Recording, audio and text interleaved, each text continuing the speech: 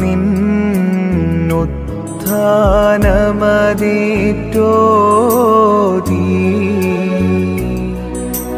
കാക്കുന്നു നിൻ പുനരാഗമനം.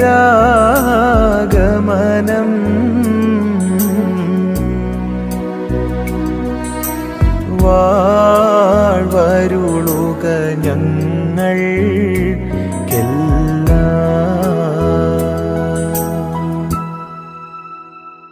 പിതാവും പുത്രനും പരിശുദ്ധ റൂഹായുമായ സത്യമുള്ള ഏകദൈവത്തിൻ്റെ വലിയ തിരുനാമത്തിൽ തനിക്ക് സ്തുതി. നമ്മുടെ മേൽ തൻ്റെ അനുഗ്രഹങ്ങളും മനോഗുണവും രണ്ട് ലോകങ്ങളിലും എന്നേക്കും ചൊരിയപ്പെടുമാറാകട്ടെ. ആമീൻ.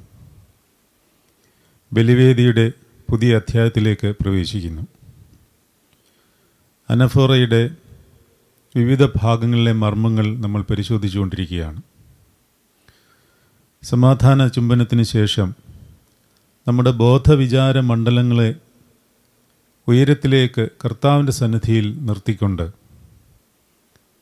മാലാഖമാരുടെ ആത്മീയ ഇമ്പ കീർത്തനങ്ങളോടൊപ്പം നമ്മുടെ കീർത്തനങ്ങളും ചേർക്കപ്പെട്ട് ആരാധന ഉയരത്തിൽ സ്വർഗത്തിൽ തന്നെ സംഭവിച്ചുകൊണ്ടിരിക്കുന്ന ആ മഹത് അവസ്ഥയിലേക്ക് എങ്ങനെ എത്തിച്ചേരുന്നു എന്നുള്ള കാര്യം വരെയാണ് നമ്മൾ പഠിച്ചത്. ആരാധന പിതാവാം ദൈവത്തിന് കർത്താവിൻ്റെ കാൽവറിയുടെ പരമയോഗ്യതയാൽ പരിശുദ്ധാത്മാവിൽ നമ്മൾ അണയ്ക്കുകയാണ്. ഉയരത്തിൽ നടക്കുന്ന ഈ ആരാധനയുടെ ആത്മീയ ശ്രേഷ്ഠാനുഭവത്തിൻ്റെ വിവിധ വശങ്ങൾ നമ്മൾ പഠിച്ചുകൊണ്ടിരിക്കുകയായിരുന്നു. ഇന്ന് അനഫോറയിലെ വളരെ പ്രധാനപ്പെട്ട ഒരു ഭാഗം നമ്മൾ ചിന്തിക്കുകയാണ്. ഓരോ തവണയും വളരെ പ്രധാനപ്പെട്ട എന്ന് അറിയാതെ പറഞ്ഞു പോകുന്നതാണ്. കാരണം എല്ലാം പ്രധാനപ്പെട്ടതാണ്. ഇതുവരെയുള്ളത് അപ്രധാനമായിരുന്നു എന്ന് പറയുന്നതിന് അർത്ഥമില്ല. ഏത് കാര്യം പറഞ്ഞാലും പ്രധാനപ്പെട്ടതായിക്കൊണ്ടേയിരിക്കുകയാണ്. അത്രയ്ക്ക് ഭയഭക്തിയോടും സൂക്ഷ്മതയോടും കൂടി നമ്മൾ കൊണ്ടാടേണ്ടതാണ് ഈ സ്വർഗീയ ആരാധന എന്ന് നമ്മളെ ബോധിപ്പിക്കുവാനാണ് വീണ്ടും വീണ്ടും അത്രയ്ക്ക് പ്രാധാന്യമുള്ളതാണ് ഇത് എന്ന് പറയേണ്ടി വരുന്നത്. നമ്മളിന്ന് ചിന്തിക്കുന്നത് വേർഡ്സ് ഓഫ് ഇൻസ്റ്റിറ്റ്യൂഷൻ അഥവാ സ്ഥാപന വചനങ്ങൾ. സ്ഥാപന വചനങ്ങൾ എന്ന് പറയുന്നത് കർത്താവ് അപ്പമെടുത്ത് വാഴ്ത്തിയിട്ട് ഇത് എൻ്റെ ശരീരമാകുന്നു എന്നും പാനപാത്രം എടുത്ത് വാഴ്ത്തിയിട്ട് ഇത് എൻ്റെ രക്തമാകുന്നു എന്നും നിങ്ങളെല്ലാവരും ഇത് വാങ്ങി ഭക്ഷിക്കുകയും പാനം ചെയ്യുകയും ചെയ്യണമെന്നും എൻ്റെ ഓർമ്മയ്ക്കായിട്ട് ഇപ്രകാരം നിങ്ങൾ ചെയ്യണമെന്നും പറഞ്ഞിട്ടുള്ള പ്രഖ്യാപനത്തെയാണ്. ഈ പ്രഖ്യാപനത്തിന് വളരെയധികം പ്രാധാന്യമുണ്ട്. അതിൻ്റെ വിവിധ വശങ്ങൾ നമ്മൾ പഠിക്കേണ്ടിയിരിക്കുന്നു. ആത്മീയപരമായും ശാസ്ത്രീയപരമായും ഇതിനെ ഒന്ന് വിശകലനം ചെയ്യുവാൻ ശ്രമിക്കുകയാണ്. ആത്മീയമായി അനേക അർത്ഥങ്ങൾ ഇതിനുണ്ട്. കർത്താവ് പറഞ്ഞത് ഇത് എൻ്റെ ശരീരം ആകുന്നു എന്നാണ്, ഇത് എൻ്റെ രക്തവും ആകുന്നു എന്നാണ്. അല്ലാതെ ഇതെൻ്റെ ശരീരം പോലെയാകുന്നു എന്നോ ഇതെൻ്റെ രക്തം പോലെയാകുന്നു എന്നോ അല്ല. ഇതാണ് നിങ്ങൾ ഭക്ഷിക്കുകയും പാനം ചെയ്യുകയും ചെയ്യേണ്ടത്. അതുകൊണ്ട് അതിൻ്റെ ഗൗരവം നമ്മൾ മനസ്സിലാക്കി അതിനെപ്പറ്റി അല്പകാര്യങ്ങൾ പഠിക്കുകയാണ്. കർത്താവ് അപ്പം എടുത്ത് വാഴ്ത്തി നുറുക്കി ഇതെൻ്റെ ശരീരമാകുന്നുവെന്നും അതുപോലെ തന്നെ പാനപാത്രം എടുത്ത് വാഴ്ത്തിയിട്ട് ഇതെൻ്റെ രക്തമാകുന്നുവെന്നും പറഞ്ഞിട്ട് ശിഷ്യന്മാർക്ക് കൊടുത്തു. എന്നിട്ട് അവരോട് പറഞ്ഞു, എൻ്റെ ഓർമ്മയ്ക്കായിട്ട് നിങ്ങളിപ്രകാരം ചെയ്യണം. അപ്പോൾ കർത്താവ് അതിനെ എടുത്തു വാഴ്ത്തി നുറുക്കി ശിഷ്യന്മാർക്ക് കൊടുത്തു. അത് എൻ്റെ ഓർമ്മയ്ക്കായി ഇപ്രകാരം ചെയ്യുവീൻ എന്ന് അവരോട് കൽപ്പിക്കുകയും ചെയ്തു. ഓർഡറാണ്, അതങ്ങനെ ചെയ്തിരിക്കണം. ഇതിൻ്റെ ഒരു അടയാളമായിട്ട് കർത്താവ് ചെയ്ത ഒരു അത്ഭുതമാണ് 5 അപ്പം കൊണ്ട് 5000 പേരെ പോഷിപ്പിക്കുന്ന സംഭവം. 4 സുവിശേഷങ്ങളും ചേർത്ത് പഠിക്കുമ്പോൾ അതിൽ പറഞ്ഞിരിക്കുന്ന ഒരു പ്രത്യേക ഓർഡർ അല്ലെങ്കിൽ ക്രമീകരണം മനസ്സിലാക്കുകയാണെങ്കിൽ മത്തായിയുടെ സുവിശേഷം 14 അധ്യായത്തിൽ നിന്നും യോഹന്നാൻ്റെ സുവിശേഷം 6 അധ്യായത്തിൽ നിന്നും നമ്മൾ മനസ്സിലാക്കുന്ന കാര്യം, തന്നെ കേൾക്കുവാൻ വന്നിരിക്കുന്ന ജനങ്ങൾ ശാരീരികമായി വിശക്കുന്നു എന്ന് കർത്താവ് മനസ്സിലാക്കിയപ്പോൾ അവരെ പന്തി പന്തിയായി ഇരുത്തുവാൻ കൽപ്പിച്ചു. എവിടെയാണ് ഇരുത്തുവാൻ കൽപ്പിച്ചത്? പച്ചപ്പുല്ലിൽ പന്തി പന്തിയായി ഇരുത്തുവാൻ ശിഷ്യന്മാരോട് കർത്താവ് കൽപ്പിക്കുന്നു. മത്തായിയുടെ സുവിശേഷം 14 അധ്യായം 19 വാക്യം മുതൽ ഇപ്രകാരം പറയുന്നു: പിന്നെ പുരുഷാരം പുല്ലിന്മേൽ ഇരിപ്പാൻ കൽപ്പിച്ചു. ആ 5 അപ്പവും 2 മീനും എടുത്ത് സ്വർഗത്തേക്ക് നോക്കി വാഴ്ത്തി അപ്പം നുറുക്കി ശിഷ്യന്മാരുടെ പക്കലും ശിഷ്യന്മാർ പുരുഷാരത്തിനും കൊടുത്തു. എല്ലാവരും തിന്ന് തൃപ്തരായി. ഇവിടുത്തെ ക്രമീകരണം ഇങ്ങനെയാണ്. മറ്റുള്ള സുവിശേഷങ്ങളുമായിട്ട് ബന്ധപ്പെട്ട് പഠിക്കുമ്പോൾ അവൻ പുരുഷാരത്തെ പുല്ലിന്മേൽ പന്തി പന്തിയായി ഇരുത്തുവാൻ കൽപ്പിച്ചു. ആദ്യം ചെയ്തത് അതാണ്. 2, ആ 5 അപ്പവും 2 മീനും എടുത്ത് സ്വർഗത്തേക്ക് നോക്കി വാഴ്ത്തി നുറുക്കി ശിഷ്യന്മാരുടെ പക്കലും ശിഷ്യന്മാർ പുരുഷാരത്തിനും കൊടുത്തു. എല്ലാവരും തിന്ന് തൃപ്തരായി. ഇതേ ഓർഡർ അല്ലെങ്കിൽ ക്രമീകരണം കർത്താവ് സെഹിയോൻ്റെ മാളികയിൽ ചെയ്യുന്നുണ്ട്. അതായത് പുരുഷാരത്തെ പന്തി പന്തിയായി പുല്ലിന്മേൽ ഇരുത്തണം. അവൻ നമ്മളെ പുൽപ്പുറങ്ങളിലേക്ക് വഴി നടത്തുന്നവനാണ്. പുൽപ്പുറങ്ങളിലാണ് വൃത്തിയായി നമ്മുടെ ആത്മീയ പോഷണങ്ങൾ ക്രമീകരിക്കപ്പെടുന്നത്. യഹോവ എൻ്റെ ഇടയനാകുന്നു, എനിക്ക് മുട്ടുണ്ടാകുകയില്ല. പച്ചയായ പുൽപ്പുറങ്ങളിലേക്ക് അവൻ എന്നെ നടത്തുന്നു. സ്വസ്ഥതയുള്ള വെള്ളത്തിനരികത്തേക്ക് അവൻ എന്നെ വഴി നടത്തുന്നു. ഇതേ മാതൃക തന്നെ സെഹിയോൻ മാളികയിലെ അപ്പവീഞ്ഞുകളുടെ ശുശ്രൂഷയിൽ കാണുവാൻ സാധിക്കും. അതായത് സെഹിയോൻ മാളിക വിരിച്ചൊരുക്കിയ മാളികയാണ്. ശിഷ്യന്മാരോട് മുൻകൂട്ടി ചിട്ടപ്പെടുത്തി, നിങ്ങൾ ഒരു മാളിക വിരിച്ചൊരുക്കുവീൻ. അപ്പോൾ വൃത്തിയുള്ള ഭംഗിയുള്ള ഒരു സ്ഥലത്താണ് ക്രമീകരിക്കപ്പെട്ടിരിക്കുന്ന ഈ വിശുദ്ധ ബലി കർത്താവ് ഒരുക്കുന്നത്. വൃത്തി എന്ന് പറയുന്നത് ദൈവികതയുടെ ഒരു അടയാളമാണ്. ഒരു സ്പിരിച്വൽ ക്ലെൻലിനെസ് ഉള്ളവന് ഫിസിക്കൽ ക്ലെൻലിനെസ്സും കണ്ടിരിക്കും. അത് അവനിൽ അറിയാതെ സംഭവിച്ചു പോകുന്നതാണ്.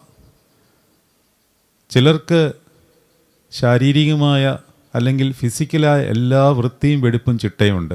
ആത്മീയം മുഴുവൻ തകരാറായി കിടക്കുകയാണ്. ചിലർ വലിയ ആത്മീകരാണ്, പക്ഷെ അറിഞ്ഞോ അറിയാതെയോ വൃത്തിശൂന്യമായി കിടക്കുന്ന ഒരു പരിസരവും ശരീരപ്രകൃതിയും ഉള്ളവരായിരിക്കുവാനും സാധ്യതയുണ്ട്.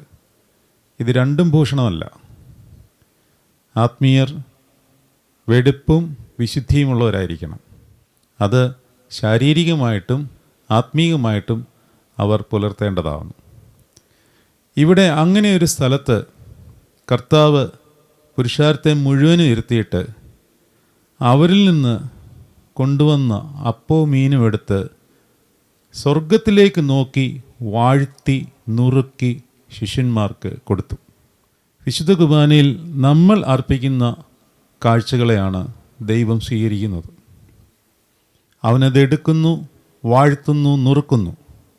വേർഡ്സ് ഓഫ് ഇൻസ്റ്റിറ്റ്യൂഷൻ തക്സായിൽ എഴുതിയിരിക്കുന്നത്, പാപമില്ലാത്തവനായ നമ്മുടെ കർത്താവ് പാപികളായ നമുക്ക് വേണ്ടി മരണമനുഭവിക്കുവാൻ തയ്യാറായപ്പോൾ തൻ്റെ പരിശുദ്ധ തൃക്കൈകളിൽ അപ്പം എടുത്തു വാഴ്ത്തി ശുദ്ധീകരിച്ച് തൻ്റെ ശിഷ്യന്മാർക്ക് കൊടുത്തു.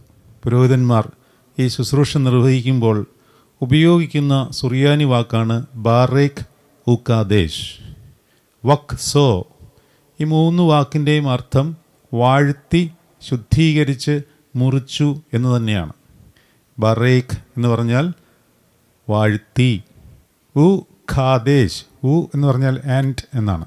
ഖാദേശ് ശുദ്ധീകരിച്ചു, വാഴ്ത്തി ശുദ്ധീകരിച്ച്. ഉ കസോ എന്ന് പറഞ്ഞാൽ and broke, blessed, consecrated and broke എന്നാണ് ഈ 3 വാക്കിൻ്റെ അർത്ഥം. അത് മലയാളത്തിലും നമ്മൾ പ്രതിപാദിക്കുന്നുണ്ട്. അവൻ അപ്പമെടുത്ത് വാഴ്ത്തി ശുദ്ധീകരിച്ച് മുറിച്ച്.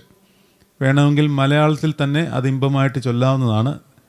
ബാറേഖ് ഉക്കാദേശ് വക്സോ എന്ന പുരോഹിതൻ അല്പം കൂടെ നീട്ടി ചാൻറ്റ് ചെയ്യുന്നത് പോലെ തന്നെ മലയാളത്തിലും ചൊല്ലാവുന്നതാണ്. പക്ഷേ എല്ലാവരും അത് സുറിയാനിയിൽ ചൊല്ലുന്നതിൻ്റെ കാര്യം കർത്താവ് ഉപയോഗിച്ച ഭാഷയുടെ ഭാഗമായി ആ ഭാഗത്ത് സുറിയാനി ചൊല്ലുന്നു എന്ന് മാത്രമേ ഉള്ളൂ. നുറുക്കിയിട്ട് ശിഷ്യന്മാർക്ക് ഭക്ഷിപ്പാനായിട്ട് കൊടുത്തു. എന്നിട്ട് അവരോട് പറഞ്ഞു, എൻ്റെ ഓർമ്മയ്ക്കായിട്ട് ഇപ്രകാരം ചെയ്യണം. പുൽപ്പുറങ്ങളിൽ 5 അപ്പം കൊണ്ട് 5000 പേരെ പോഷിപ്പിച്ചപ്പോഴും കർത്താവ് ശിഷ്യന്മാരോട് പറഞ്ഞു, നിങ്ങൾ ഇത് കൊണ്ടുപോയി കൊടുക്കണം. ഡിസ്ട്രിബ്യൂഷൻ എന്ന് പറയുന്നത് ശിഷ്യന്മാരുടെ ഉത്തരവാദിത്തമാണ്. ദൈവിക കൃപാവരങ്ങളുടെ, ദൈവിക സമ്പത്തുകളുടെ വിതരണം സഭയാണ് കർത്താവ് ഏൽപ്പിച്ചിരിക്കുന്നത്. സഭയിൽ നിന്നാണ് അത് ജനങ്ങളിലേക്ക് എത്തേണ്ടത്. അതിനെ ഏൽപ്പിച്ചിരിക്കുന്നവരുടെ പക്കൽ നിന്ന് അത് സ്വീകരിക്കണം എന്നുള്ളത് കർത്താവാണ് കൽപ്പിച്ചിരിക്കുന്നത്.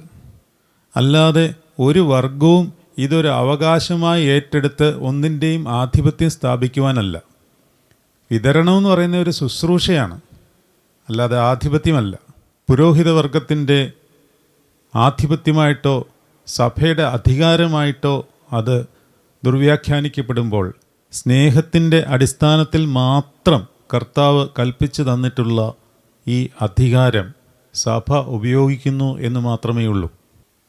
എക്സൂസിയ എന്നൊരു ഗ്രീക്ക് വാക്കാണ് അധികാരം എന്നുള്ള വാക്കിന് സഭ കൊടുക്കുന്ന അർത്ഥതലം. എക്സൂസിയ എന്നുള്ള വാക്കിന് ലോകപരമായ അധികാരത്തിൻ്റെ അർത്ഥമല്ല ഉള്ളത്. അധികാരം എന്നുള്ള വാക്ക് കർത്താവ് ശിഷ്യന്മാരോട് പറയുന്നത് സ്നേഹത്തിൻ്റെ ഭാഷയിലാണ്. പെസഹ സന്ധ്യയിൽ അവൻ അത്താഴത്തിന് ഇരിക്കുന്നതിന് മുമ്പായി അരയിൽ തുവർത്തെടുത്ത് ചുറ്റി കുനിഞ്ഞ് വെള്ളമെടുത്ത് ശിഷ്യന്മാരുടെ പാദങ്ങൾ കഴുകി കാണിച്ചു കൊടുത്തതിനെയാണ് അധികാരം എന്നുള്ള വാക്കുകൊണ്ട് സഭ ഉദ്ദേശിക്കുന്നത്. ഒരു പട്ടക്കാരൻ ഒരു വിശ്വാസിയുടെ തലമേൽ കൈവച്ച് പ്രാർത്ഥിക്കുമ്പോൾ കർത്താവായ യേശുമിശിഹ തൻ്റെ ശിഷ്യന്മാരെ ഭരമേൽപ്പിക്കുകയും ശിഷ്യന്മാർ പ്രധാനാചാര്യന്മാർക്കും പ്രധാന ആചാര്യന്മാർ ബലഹീനനായ എന്നിലേക്കും കൈമാറിത്തന്നിരിക്കുന്ന അധികാരത്താൽ എന്ന് പറയുമ്പോൾ ഇത് താഴ്മയുടെ അധികാരമാണ്. കർത്താവായ യേശു ക്രിസ്തുവിൻ്റെ അധികാരത്താൽ ഞാൻ നിനക്ക് പാപമോചനം നൽകുന്നു എന്ന് പറയുന്നത് ഇത് ലോകപ്രകാരം നമ്മൾ കാണുന്ന ഒരു അധികാരമല്ല. അതായത് ഒരു രാജാവിൻ്റെ കീഴിലൊരു മന്ത്രി, അതിൻ്റെ കീഴിൽ സേനാനായകൻ, അതിൻ്റെ കീഴിൽ പടയാളികൾ, അതിൻ്റെ കീഴിൽ പ്രജകളായ ജനങ്ങൾ, ഇങ്ങനെയൊരു അധികാരം പ്രയോഗിക്കുന്ന ഒരു ഹൈറാർക്കി അല്ല ആത്മീയ അധികാരം എന്ന് പറയുന്നത്. ഇത് സ്നേഹത്തിൻ്റെ ഒരു ഭാഷയാണ്. അതുകൊണ്ട് പലപ്പോഴും പല വാക്കുകളും തെറ്റിദ്ധരിക്കപ്പെടുകയാണ്. ഇവിടെ വേറൊരു വാക്ക് ഇതുപോലെ വരുന്നുണ്ട്, ഓർമ്മ. എൻ്റെ ഓർമ്മയ്ക്കായി ഇപ്രകാരം ചെയ്യുവീൻ എന്ന് കർത്താവ് പറയുന്നുണ്ട്. ഓർമ്മ എന്നുള്ള വാക്കിൻ്റെ അർത്ഥം ബുദ്ധിയിൽ നടക്കുന്ന ഒരു പ്രതിഭാസമല്ല. അനംനേസിസ് എന്നുള്ള ഒരു ഗ്രീക്ക് വാക്കിൽ നിന്നാണ് ഓർമ്മ എന്നുള്ള വാക്ക് നമ്മൾ രൂപപ്പെടുത്തിയിരിക്കുന്നത്. മലയാള ഭാഷയ്ക്ക് പരിമിതി ഉള്ളതുകൊണ്ടാണ് ഈ വാക്ക് ഇങ്ങനെ തന്നെ വെച്ചിരിക്കുന്നത്. Do in remembrance of me, do in commemoration of this എന്നൊക്കെ നമ്മൾ പറയുമ്പോൾ ഈ ഓർമ്മ എന്നുള്ള വാക്കിന് നമ്മുടെ ബുദ്ധിയിൽ സംഭവിക്കുന്ന ഒരു പ്രതിഭാസമായിട്ട് ബന്ധമില്ല. അതായത് ഞാനൊരു കാര്യം മറന്നു പോകുന്നു, ഞാൻ ഓർത്തെടുക്കുന്നു, അല്ലെങ്കിൽ ചില കാര്യങ്ങൾ സ്മരണ നിലനിർത്താനായിട്ട് ഓർക്കുന്നു. ആ ഒരു ഓർമ്മയെ അല്ല പൗരസ്ത്യ പിതാക്കന്മാരുടെ ദർശനത്തിൽ വിശുദ്ധ കുർബാനയെ കർത്താവ് ഓർക്കണം എന്ന് പറഞ്ഞിരിക്കുന്നതിനെ പറ്റി കണ്ടിരിക്കുന്ന ദർശനം. എൻ്റെ ഓർമ്മയ്ക്കായി ഇത് ചെയ്യുവീൻ എന്ന് പറയുമ്പോൾ സാധാരണ രീതിയിൽ പല പ്രൊട്ടസ്റ്റൻ്റ് സഹോദരന്മാരും ചിന്തിക്കുന്നത് ഇത് വെറും ഒരു ഓർമ്മയാണ്, എന്നോ നടന്ന സംഭവത്തെ നമ്മൾ അയവിറക്കുന്നു എന്നുള്ളത് മാത്രമാണ്. അങ്ങനെയല്ല പൗരസ്ത്യ പിതാക്കന്മാരുടെ വീക്ഷണം. പൗരസ്ത്യ പിതാക്കന്മാരുടെ വീക്ഷണം വളരെ ശ്രേഷ്ഠമാണ്. ഓർമ്മ എന്നുള്ള വാക്കുകൊണ്ട് 2000 കൊല്ലം മുമ്പ് സെഹിയോൻ മാളിയിൽ കർത്താവ് സ്ഥാപിച്ച ഈ വിശുദ്ധ കുർബാന അല്ലെങ്കിൽ വേർഡ്സ് ഓഫ് ഇൻസ്റ്റിറ്റ്യൂഷൻ എന്ന് പറയുന്ന ആ മഹാവിരുന്നിൽ അതേ വിരുന്നിൽ, അതേ ഭാവത്തിൽ, അതേ ആത്മാവിൽ ഈ കാലയളവിൽ നമ്മൾ പങ്കാളികളാകുന്നതിനെയാണ് ഓർമ്മ എന്ന് പറയുന്നത്. സെഹിയോൻ മാളയിൽ കർത്താവ് സ്ഥാപിച്ച വിശുദ്ധ കുർബാനയുടെ പങ്കാളിത്തമാണ് ഇന്ന് നമ്മൾ അനുഷ്ഠിക്കുന്ന ഓരോ കുർബാനയും. അല്ലാതെ മറ്റൊരു സംഭവം അല്ല. അന്നത്തെ സംഭവം ഓർക്കുവാനായിട്ട് മറ്റൊരു സംഭവമല്ല. അന്ന് കർത്താവിൻ്റെ ഉള്ളിൽ ആത്മാവിൽ നമ്മൾ ഉണ്ടായിരുന്നു. ഇന്ന് നമ്മൾ ജഡത്തിലായിരിക്കുമ്പോൾ അന്ന് നമ്മൾ ആത്മാവിൽ ആയിരുന്ന അതേ ആത്മീക ഭാവത്തിൽ ഇന്ന് നമ്മൾ ആ സംഭവം തന്നെ അതിനോട് പങ്കാളികളാകുവാണ്. കർത്താവിൻ്റെ രണ്ടാമത്തെ വരവ് വരെ ആ സംഭവം നിലനിൽക്കുന്നു എന്നുള്ളതാണ് പൗരസ്ത്യ പിതാക്കന്മാരുടെ ദർശനം. ഇത് സാധാരണ ബുദ്ധിപരമായ ഒരോർമ്മയുമായിട്ട് ബന്ധപ്പെട്ട് ചിന്തിക്കുമ്പോൾ ഇത് മനസ്സിലാവില്ല. ഇത് ആത്മാവിൽ സംബന്ധിക്കുന്ന കാര്യമാണ്. ഞാൻ എപ്പോഴും പറയുന്ന ഒരു ഉദാഹരണമുണ്ട്. ഒരു ദേവാലയത്തിന് ചുറ്റും ഒരു നദിയുണ്ട് എന്ന് വിചാരിക്കുക. വട്ടത്തിലുള്ള നദിയാണ്. അതിൻ്റെ തുടക്കം എവിടെയാണ്, അവസാനം എവിടെയാണ് എന്നറിയില്ല. അങ്ങനെയൊരു നദി. കിഴക്ക് വശത്ത് ഒരാൾ കാലെടുത്ത് വയ്ക്കുന്നു. അയാൾക്കൊരു അനുഭൂതി കിട്ടുന്നു. പിറ്റേന്ന് വന്ന് പടിഞ്ഞാറ് വശത്ത് വേറൊരാൾ കാലെടുത്ത് വയ്ക്കുന്നു. തലേന്ന് വെള്ളത്തിലിറങ്ങിയ ആൾക്ക് കിട്ടിയ അതേ അനുഭൂതി അതേ ഭാവത്തിൽ പിറ്റേന്ന് വന്ന് ഇറങ്ങിയ ആൾക്കും കിട്ടുന്നു. തെക്കുവശത്ത് വേറൊരു ദിവസം വന്ന് വേറൊരാൾ ഇറങ്ങുന്നു. വടക്കുവശത്ത് പിന്നെന്നോ വന്ന് ഒരാൾ കാലെടുത്ത് വയ്ക്കുന്നു. ഇവരെല്ലാം ആ നദിയിൽ കാലെടുത്ത് വയ്ക്കുമ്പോൾ കിട്ടുന്ന ആ കുളിർമ എല്ലാവർക്കും ഒരുപോലെയാണ്. പക്ഷേ അവരിറങ്ങിയത് വിവിധ സ്ഥലത്താണ്, വിവിധ സമയത്താണ്. പക്ഷേ അവർക്ക് കിട്ടിയത് ഒരേ അനുഭൂതിയാണ്. കാരണം അവർ ഇറങ്ങിയത് ഒരേ വെള്ളത്തിലായിരുന്നു. എന്ന് പറയുന്നത് പോലെ കർത്താവ് സ്ഥാപിച്ച വിശുദ്ധ ബലിയുടെ ഭാഗവാക്കാകുകയാണ് നമ്മൾ. ഇത് ചെയ്യുവാൻ കർത്താവ് പറഞ്ഞിട്ട് നമുക്ക് ചെയ്യുവാൻ സാധിക്കാത്ത ഒരു ബലി ഒരിക്കലായിട്ട് അവൻ തൻ്റെ ദേഹത്തിൽ കാൽവറിയിൽ പൂർത്തീകരിച്ചു. എന്നിട്ട് നമുക്ക് ചെയ്യുവാനായിട്ട് ഈ അനുഷ്ഠാനത്തെ തരികയും അത് കർത്താവിൻ്റെ ബലിയുടെ ഭാഗമാകുകയാൽ നമ്മളതിനെ ബലി എന്ന് വിളിക്കുകയും ചെയ്യുന്നു. അപ്പോൾ ഓർമ്മ എന്ന് പറഞ്ഞാൽ അതിൻ്റെ അർത്ഥം പൂർണ്ണമായ ആത്മീക പങ്കാളിത്തം എന്നാണ്. അതുകൊണ്ടാണ് പിതാക്കന്മാർ പറഞ്ഞിരിക്കുന്നത് ഈ ആരാധന നടക്കുന്നത് ഭൂമിയിലല്ല, സ്വർഗത്തിലാണ്. വാനവ ബലിയിൽ പുരോഹിതന്മാരുടെ ഓർമ്മ ദിവസം നമ്മൾ ഹൂത്തോമ പാടുന്നത് കർത്താവെ നിൻ്റെ വാനവ ബലിയിൽ അവരെ നീ ഓർത്തുകൊള്ളണമേ എന്നാണ്. അപ്പോൾ സ്വർഗത്തിൽ നടക്കുന്ന ഈ ആരാധനയുടെ പങ്കാളിത്തം എന്ന് പറയുമ്പോൾ കർത്താവ് സെഹിയോൻ മാളികയിൽ തുടങ്ങി വച്ച പുതിയ നിയമത്തിൻ്റെ ഉടമ്പടിയാണ്. ഈ ആരാധന സ്വർഗീയമായ ആരാധനയായിട്ട് മനുഷ്യ സൃഷ്ടിക്ക് മുമ്പേ ഉണ്ടായിരുന്നു. അതുകൊണ്ടാണ് പൗരോഹിത്യപരമായ ഒരു വരദാനം എല്ലാവർക്കും കൊടുത്തിട്ടുണ്ട് എന്ന് പറഞ്ഞിരുന്നത്. പൗരോഹിത്യം എല്ലാവരിലും ഉണ്ടായിരുന്നു. എല്ലാവരിലും ഒരു പൊതുവായ പൗരോഹിത്യ ധർമ്മം ഉണ്ടായിരുന്നു. അത് ആദാമിന് ഹവ്വായ്ക്കും കൊടുത്തിരുന്നു. എന്നാൽ പൗരോഹിത്യ ധർമ്മത്തിന് ഒരു കർമ്മ അനുഷ്ഠിത പൗരോഹിത്യ ധർമ്മമായിട്ട് വന്നത് പാപത്തിൻ്റെ ഫലമായിട്ട് ബലി വേണ്ടി വന്നപ്പോഴാണ്. ആദം പാപം ചെയ്തതിന് ശേഷം പൗരോഹിത്യ കർമ്മം ഒരു പ്രത്യേക രീതിയിലേക്ക് മാറ്റപ്പെടേണ്ടി വന്നു. അതിൻ്റെ പരിഹാരത്തിനായിട്ടാണ് പഴയ നിയമത്തിൽ ബലികളുണ്ടായത്. എന്നാൽ ആ ബലിയിൽ പാപത്തിൻ്റെ പരിഹാരത്തിന് പൂർത്തീകരണമില്ല. ആ പൂർത്തീകരണം ഉണ്ടാകുന്നത് കർത്താവിലാണ്. കർത്താവ് അതുകൊണ്ടാണ് ഓരോ ആളെയും സൗഖ്യമാക്കുമ്പോൾ ഞാൻ നിൻ്റെ പാപങ്ങൾ മോചിച്ചിരിക്കുന്നു എന്ന് പറയുന്നത്. ആ പാപമോചനത്തിൻ്റെ പൂർത്തീകരണം കർത്താവ് അർപ്പിച്ച കാൽവറി ബലിയിലാണ്. എന്നാൽ ആദമിനെ സൃഷ്ടിക്കുന്നതിന് മുമ്പ് ഈ പാപപരിഹാര ബലിയുടെ ആവശ്യമില്ലായിരുന്നു. എന്നാൽ പൗരോഹിത്യ നൽവരം ആദമിനും ഹവ്വായ്ക്കും അല്ലെങ്കിൽ മനുഷ്യജാതിക്ക് കൊടുത്തിരുന്നു. കർമാനുഷ്ഠിത പൗരോഹിത്യത്തിന് പ്രത്യേകമായ ശിഷ്യന്മാരെ കർത്താവ് ഭരമേൽപ്പിക്കുന്നതാണ്. നിങ്ങൾ ഇത് എൻ്റെ ഓർമ്മയ്ക്കായിട്ട് ചെയ്യണം. നിങ്ങളാണത് ചെയ്യേണ്ടത്. 5 അപ്പം കൊണ്ട് 5000 പേരെ പോഷിപ്പിക്കുന്ന സമയത്ത് ശിഷ്യന്മാരോട് കർത്താവ് കൽപ്പിക്കുന്നതനുസരിച്ച് അവർ വിതരണം ചെയ്തപ്പോൾ എല്ലാവരും തിന്ന് തൃപ്തരായി എന്നും ശേഷിച്ച കഷ്ണങ്ങൾ 12 കൊട്ട നിറച്ചെടുത്തു എന്നും പറയുന്നു.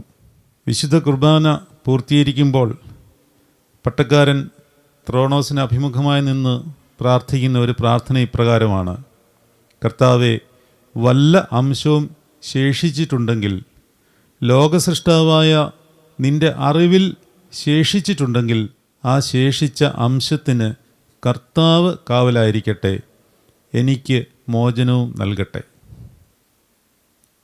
ഈ പ്രാർത്ഥന പ്രാർത്ഥിക്കുന്നത് വിശുദ്ധ കുർബാന ചൊല്ലുമ്പോൾ ചെറിയ അപ്പത്തിൻ്റെ പൊടിയോ മറ്റോ നമ്മൾ വിശുദ്ധ കുർബാന കൊടുക്കുകയോ അല്ലെങ്കിൽ ത്രോണോസിൽ അനുഷ്ഠിക്കുകയോ ചെയ്യുന്ന സമയത്ത് പട്ടക്കാരൻ അറിയാതെ ആ ത്രോണോസിൻ്റെ ഏതെങ്കിലും ഭാഗത്ത് ചെറിയ പൊടി കഷ്ണങ്ങൾ കാണുവാൻ സാധിക്കാത്ത വിധം വീണു പോയിട്ടുണ്ടെങ്കിൽ ആ ശേഷിച്ച അംശത്തിന് കർത്താവ് കാവലായിരിക്കട്ടെ എന്ന് പറയുകയാണ്.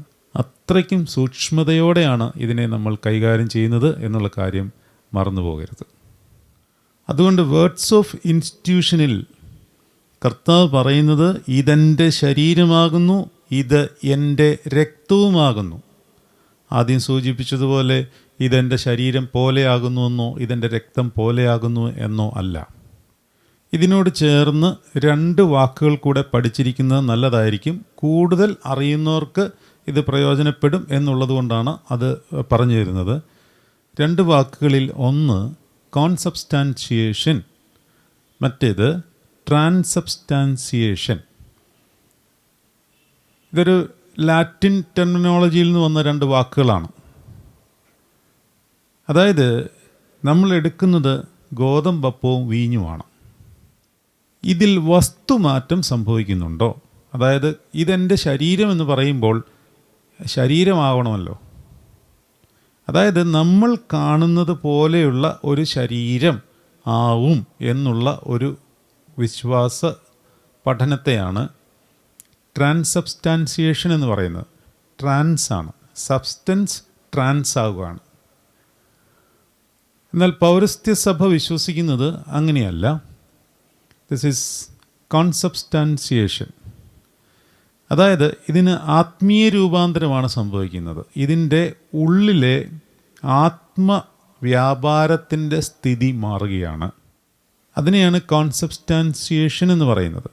നോക്കുമ്പോൾ ഗോതമ്പപ്പം പോലെ ഇരിക്കുന്നെങ്കിലും അതിൻ്റെ ഉള്ളിലെ ആത്മവ്യാപാരത്തിൻ്റെ ശക്തി വ്യാപാരം മാറുകയാണ്. ഒരു വചനം ഇപ്രകാരമുണ്ട്: അക്ഷരം കൊല്ലുന്നു, ആത്മാവോ ജീവിപ്പിക്കുന്നു. അപ്പോൾ ജീവിപ്പിക്കുന്ന ഒരാത്മാവ് കർത്താവിൻ്റെ ശരീരത്തിൻ്റെ ഒരു ജീവനായിട്ട് ഈ അപ്പത്തെയും വീഞ്ഞിനെയും കർത്താവിൻ്റെ ശരീരവും രക്തവുമാക്കി മാറ്റുന്നു. ഇതിന് മറ്റൊരു രീതിയിൽ ഒരു ശാസ്ത്രീയമായ കാഴ്ചപ്പാടിലൂടെ കാണുകയാണെങ്കിൽ ഇപ്രകാരം നമുക്കതിനെ കാണുവാൻ സാധിക്കും. അതായത് നമ്മൾ കാണുന്ന എല്ലാ വസ്തുക്കളിലും ജീവനുണ്ട്. ജീവനില്ല എന്ന് നമ്മൾ വിചാരിക്കുന്ന വസ്തുക്കളിലും ജീവനുണ്ട്. ഇപ്പോൾ എൻ്റെ മുമ്പിൽ ഇരിക്കുന്ന ഈ മൈക്ക്, ഇതിന് ജീവനുണ്ടോ എന്ന് ചോദിച്ചാൽ നമുക്ക് നിഷ്പ്രയാസം പറയുവാൻ സാധിക്കും, ഇതിന് ജീവനില്ല. ശബ്ദം ഉണ്ടാവുന്നത് ശബ്ദ തരംഗങ്ങളിൽ നിന്നും ഇലക്ട്രിസിറ്റിയിൽ നിന്നുമാണ്. എന്നാൽ ഈ മൈക്ക് ഉണ്ടാക്കിയിരിക്കുന്നത് പ്രത്യേക ഒരു ലോഹം കൊണ്ടാണ്. ആ ലോഹത്തിന് ജീവൻ ഇല്ല. എന്നാൽ ശാസ്ത്രം തന്നെ സമ്മതിക്കുന്ന ഒരു കാര്യമാണ് ഇതിന് ജീവനുണ്ട് എന്നുള്ളത്. കാരണം ശാസ്ത്രത്തിൽ പറയുന്നത് ഒരു മാറ്റർ, ഏതൊരു വസ്തുവിൻ്റെയും അതിൻ്റെ minutest പാർട്ടിക്കിളായ atom, അതിലടങ്ങിയിരിക്കുന്നത് protons, electrons, neutrons എന്നിവയാണ്. ഇതിൽ ഇലക്ട്രോൺസ് എന്നുള്ള പാർട്ടിക്കിൾ മൂവ് ചെയ്യുന്നതാണ്. അതിന് വിവിധ തരങ്ങളായ മാനങ്ങളുണ്ട്. നോക്കുമ്പോൾ മൂവ് ചെയ്യുന്നില്ല, നമ്മൾ നോട്ടം എടുത്താൽ അത് മൂവ് ചെയ്യുന്നു എന്നുള്ള വിവിധ പഠനങ്ങൾ ഉണ്ട്. എന്തുകൊണ്ടാണ് ഒരു വസ്തു അവിടെ ഇരിക്കുന്നതായിട്ട് നമുക്ക് തോന്നുന്നത് ഇത് മൂവ് ചെയ്യുന്നുണ്ടെങ്കിൽ? കാരണം ഇത് നോക്കുമ്പോൾ സ്റ്റാറ്റിക്കാണ് എന്ന് തോന്നുമെങ്കിലും അതിനെ സൂക്ഷ്മമായി പരിശോധിച്ച് കഴിഞ്ഞപ്പോൾ ശാസ്ത്രത്തിന് മനസ്സിലായി ഇത് മൂവ് ചെയ്യുന്ന പാർട്ടിക്കിളാണ് എന്ന് പിടികിട്ടി. മൈക്കിൾ ടബോൾട്ടിൻ്റെ തിയറി ഓഫ് ഹോളോഗ്രാഫിക് യൂണിവേഴ്സ് എന്നൊരു പുസ്തകമുണ്ട്. അതിനകത്ത് അദ്ദേഹം ഇത് വളരെ വിശദമായി പ്രതിപാദിച്ചിട്ടുണ്ട്. ഇലക്ട്രോൺസിൻ്റെ മൂവ്മെൻറ്റുമായിട്ടുള്ള പരീക്ഷണത്തിൽ ഒരു വസ്തുവിലെ ഇലക്ട്രോൺസിനെ നോക്കുകയാണെങ്കിൽ നോക്കുന്ന സമയത്ത് അത് സ്റ്റാറ്റിക്കായിട്ട് നിൽക്കും, നോക്കിയില്ലെങ്കിൽ അത് മൂവ് ചെയ്തുകൊണ്ടേയിരിക്കുന്നതാണ് എന്നാണ് പറയുന്നത്. ഞാൻ പറഞ്ഞുകൊണ്ട് വന്നത് എല്ലാ വസ്തുക്കളിലും ഈ മൂവ് ചെയ്യുന്ന ഇലക്ട്രോൺസ് ഉണ്ട്. എന്തെങ്കിലും മൂവ് ചെയ്യണമെന്നുണ്ടെങ്കിൽ അതിനൊരു എനർജി വേണം, എന്ന് പറഞ്ഞാൽ അതിനൊരു ജീവനുണ്ട്. അതുകൊണ്ട് ആ ഉള്ളിൽ മൂവ് ചെയ്യുന്ന ആ ശക്തി വ്യാപാരത്തെ ദൈവീകമായ ശക്തി വ്യാപാരത്തോട് ചേർത്ത് വയ്ക്കുമ്പോൾ അതിൽ ദൈവീകത ഉണ്ടാകുന്നു എന്നുള്ളതാണ് അതിൻ്റെ സത്യം. നമ്മളൊരു വേദപുസ്തകം കടയിൽ നിന്ന് വാങ്ങിക്കുമ്പോൾ അതൊരു സാധാരണ പുസ്തകമാണ്. പക്ഷേ അത് നമ്മൾ ധ്യാനിക്കുകയും എല്ലാ ദിവസവും അതുമായിട്ട് ബന്ധപ്പെട്ട് നമ്മുടെ ഉള്ളിലുള്ള ദൈവവചനത്തിൻ്റെ പരിശുദ്ധാത്മാവിൻ്റെ മുദ്രയുടെ വ്യാപാരം ഈ വചനത്തിലേക്കും വചനം നമ്മളിലേക്കും വ്യാപരിക്കുകയും ചെയ്യുമ്പോൾ ഇതിന്മേൽ ശക്തി വ്യാപാരം ഉണ്ടാകുന്നു. ആ ശക്തി വ്യാപാരം എങ്ങനെ ഉണ്ടാകുന്നു? അതിൻ്റെ ഉള്ളിലെ ഇലക്ട്രോൺസിൻ്റെ മൂവ്മെൻറ്റ്സ് അല്ലെങ്കിൽ ആ ശക്തി വ്യാപാരം ദൈവീകമായി മാറുന്നു. അതുകൊണ്ടാണ് നമ്മൾ വേദപുസ്തകത്തെ മുത്തുന്നത്. അതുകൊണ്ട് ആരാധനയിൽ ഉപയോഗിക്കുന്ന എല്ലാ വസ്തുക്കളെയും മുത്തുന്നത് എന്തുകൊണ്ടാണ്, അല്ലെങ്കിൽ അതിനെ വണങ്ങുന്നത് എന്തുകൊണ്ടാണ്? അതിനെ അല്ല വണങ്ങുന്നത്, ആ വസ്തുവിനെ അല്ല വണങ്ങുന്നത്, മറിച്ച് ആ വസ്തുവിലുള്ള ദൈവീകതയാണ് നമ്മൾ വണങ്ങുന്നത്. വിശുദ്ധന്മാരുടെ അസ്ഥികളിന്മേൽ ശക്തി വ്യാപാരം ഉണ്ടാകുന്നത് അതുകൊണ്ടാണ്. അസ്ഥികൾ നിർജ്ജീവമാണെന്ന് നമുക്ക് തോന്നും, പക്ഷേ നിർജ്ജീവമല്ല, ജീവനുണ്ട്. അതുകൊണ്ടാണല്ലോ വിശുദ്ധന്മാരുടെ അസ്ഥികൾ, വിശുദ്ധന്മാരുടെ നിഴലുകൾ, അവരുടെ വസ്ത്രം ഇവയെല്ലാം വചനാടിസ്ഥാനത്തിൽ തന്നെ ശക്തിയുള്ളതാണ് എന്ന് തെളിയിച്ചത്. ഏലിയാവിൻ്റെ പുതപ്പിൽ എങ്ങനെ ശക്തി വന്നു? പത്രോസിൻ്റെ നിഴലിന് എങ്ങനെ ശക്തി വന്നു? കർത്താവിൻ്റെ അങ്കിക്ക് എങ്ങനെ ശക്തി വന്നു? ആ ശക്തിയെല്ലാം ജീവനില്ല എന്ന് നമ്മൾ ധരിച്ചിരിക്കുന്ന എല്ലാ കാര്യത്തിലും ജീവനുള്ളതുകൊണ്ടാണ്. അതുകൊണ്ടൊരു കുരിശ് ദേവാലയത്തിൽ വയ്ക്കുമ്പോൾ ആ കുരിശ് കർത്താവിൻ്റെ കഷ്ടാനുഭവത്തെ നമ്മുടെ ഉള്ളിലേക്ക് കൊണ്ടുവരുവാനുള്ള ഒരു ഉപാധിയായിട്ട് നമ്മൾ അതിനെ സ്വീകരിക്കുമ്പോൾ ആ തടിയെ അല്ല ആരാധിക്കുന്നത്. കർത്താവിൻ്റെ കഷ്ടാനുഭവത്തെ നമ്മൾ നമ്മുടെ ഹൃദയങ്ങളിലേക്ക് ഉജ്ജ്വലിപ്പിക്കുവാനായിട്ട് ഉപയോഗിക്കുന്ന പ്രകൃതിയിലെ ആ വസ്തു ആരാധിക്കുന്നതിനായിട്ട് അത് ഉപയോഗിക്കും തോറും അതിൽ ഉണ്ടായിരിക്കുന്ന ജീവൻ്റെ അംശത്തിന് അല്ലെങ്കിൽ ഇലക്ട്രോൺസിൻ്റെ മൂവ്മെൻറ്റിന് ദൈവീകമായ ഭാവം ഉണ്ടായി വരുന്നതുകൊണ്ട് അതിന് ശക്തിയുണ്ടാവുന്നു. എന്നാൽ കർത്താവിൻ്റെ കൽപ്പന അനുസരിച്ച് അപ്പമെടുത്ത് കർത്താവ് വാഴ്ത്തിയിട്ട് ഇതെൻ്റെ ശരീരം എന്ന് പറയുമ്പോൾ അത് അവൻ്റെ ശരീരം തന്നെ എന്ന് പൂർണ്ണമായി വിശ്വസിക്കത്തക്കവണ്ണം അതിൻ്റെ ഉള്ളിലെ ദൈവീക വ്യാപാരങ്ങൾ, ശാസ്ത്രീയമായി പറഞ്ഞാൽ അതിൻ്റെ ഉള്ളിലെ ഇലക്ട്രോൺസിൻ്റെ മൂവ്മെൻറ്റ്സ് കർത്താവിൻ്റെ ജഡശരീരത്തിൽ എങ്ങനെ അത് മൂവ് ചെയ്തോ അതേ രീതിയിൽ ആ വ്യാപാരത്തിൻ്റെ കെണികകൾ ചലിക്കുന്നു എന്ന് നമ്മൾ വിശ്വസിക്കുന്നു. അപ്പോൾ അത് ഗോതമ്പ് അപ്പം ആയിരുന്നാലും അത് കർത്താവിൻ്റെ ശരീരത്തിൻ്റെ എല്ലാ ശക്തി വ്യാപാരങ്ങളും അതിലേക്ക് ആവഹിക്കപ്പെടുന്നു, അല്ലെങ്കിൽ അത് അങ്ങനെ ആയിത്തീരുന്നു എന്നുള്ളത് നമ്മൾ മനസ്സിലാക്കുക. അപ്രകാരം തന്നെ വീഞ്ഞിലും. അപ്പോൾ ആ അപ്പവും വീഞ്ഞും യേശുവിൻ്റെ ശരീരവും യേശുവിൻ്റെ രക്തവുമായി തീരുന്നു എന്ന് പറയുമ്പോൾ അത് പൂർണ്ണമായി നമ്മൾ കോൺസബ്സ്റ്റാൻഷിയേഷൻ എന്നുള്ള ഒരു അവസ്ഥാവിശേഷത്തിൽ അതിൻ്റെ ആത്മവ്യാപാരം നിറഞ്ഞു നിൽക്കുന്നു. കർത്താവിൻ്റെ ശരീരത്തിൽ എങ്ങനെ അത് ചലിച്ചിരുന്നുവോ അതുപോലെ തന്നെ ഈ ഗോതമ്പപ്പത്തിൻ്റെ ഉള്ളിലും അത് ചലിക്കുന്നു എന്നുള്ളത് നമ്മൾ വിശ്വസിച്ച് ഏറ്റെടുക്കുമ്പോൾ അത് കർത്താവിൻ്റെ ശരീരം തന്നെയാകുന്നു എന്ന് നമ്മൾ വിശ്വസിക്കും.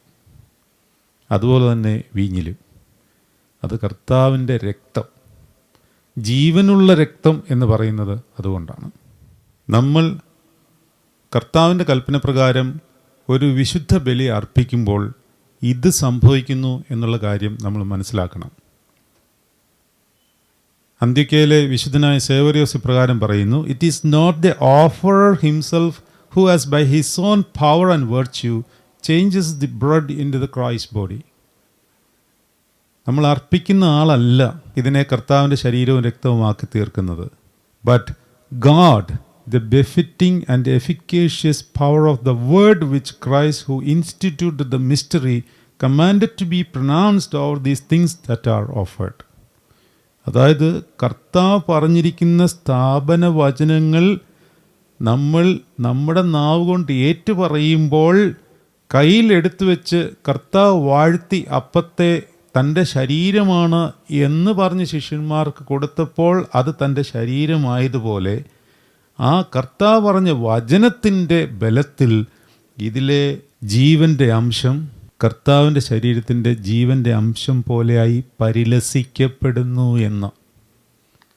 ഇത് ആത്മീയമായി നമ്മൾ അതിനെ ഉൾക്കൊണ്ട് ആ വേർഡ്സ് ഓഫ് ഇൻസ്റ്റിറ്റ്യൂഷൻ്റെ ശക്തി വ്യാപാരം നമ്മൾ മനസ്സിലാക്കണം. ദൈവം നമ്മെ എല്ലാവരെയും വാഴ്ത്തി അനുഗ്രഹിക്കുമാറാകട്ടെ.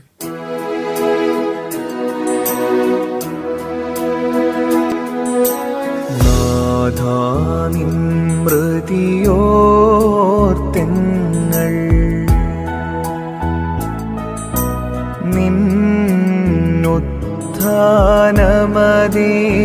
നിന്നുത്ഥാനമതേറ്റോതി കാക്കുന്നു നിൻ പുനരാഗമനം.